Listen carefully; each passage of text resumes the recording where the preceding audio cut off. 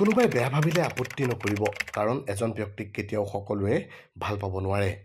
আপুনি নিজৰ বিবেকেৰে নিজৰ পথত আগবাঢ়ি গৈ থাকক। যি আপোনাক চিনি পায় তেওঁ আপোনাক নিশ্চয় চিনি পাব, যি আপোনাক বুজি পায় তেওঁ নিশ্চয় বুজি পাব। সহজ হওক, কিন্তু ইমানো সহজ নহ'ব যাতে বেয়া মানুহে আপোনাক ব্যৱহাৰ কৰিব পাৰে। জীৱনৰ প্ৰতিটো খোজতে সাৱধান হৈ আগবাঢ়ক, কিন্তু ভীৰু নহ'ব। জীৱনত কিছু পৰিমাণে বিশৃংখল হোৱাও প্ৰয়োজন, নতুবা জীৱনৰ বিভিন্ন মুহূৰ্তৰ অভিজ্ঞতা নাপাব। কিন্তু সেই বুলি লক্ষ্যহীন নহ'ব। আধুনিক পৃথিৱীৰ লগত খোজ মিলাই আধুনিক হওক, কিন্তু একেবাৰে বিশৃংখল গুৰি বতাহীন নাৱৰ দৰে নহ'ব। যিমান পাৰে ধনী হ'বলৈ চেষ্টা কৰক, কিন্তু ধনী হ'লে অহংকাৰী হৈ নপৰিব। কাৰোবাৰ পৰা শত অৱহেলা সহ্য কৰিলেও সম্পৰ্ক বজাই ৰাখিবলৈ গ'লে আপোনাৰ দুখ আৰু বঢ়াই দিব। নিজকে কেতিয়াও মূল্যহীন কৰি নিদিব। আপুনি এনেকুৱা এজন ব্যক্তিৰ অবিহনে ভাল হৈ সুখী হৈ থাকিব পাৰিব লাগিব, যি আপোনাৰ ভালপোৱাক উপেক্ষা কৰি আনৰ লগত সুখী হৈ থাকিব বিচাৰে। এটা কথা সদায় মনত ৰাখিব, আপোনাৰ অবিহনে যদি এজন মানুহ ভাল হৈ থাকিব পাৰে, তেন্তে আপুনি কিয় সেইজনক এৰি নিজকে সুখী কৰি ৰাখিব নোৱাৰে?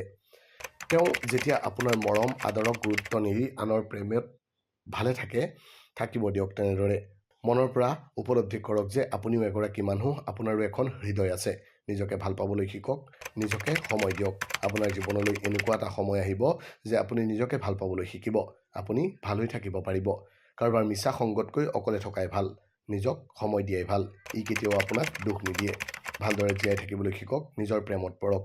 মাথো নিজক মূল্যহীন কৰি গুৰুত্ব নিদিয়া এগৰাকীৰ পিছত নুফুৰিব।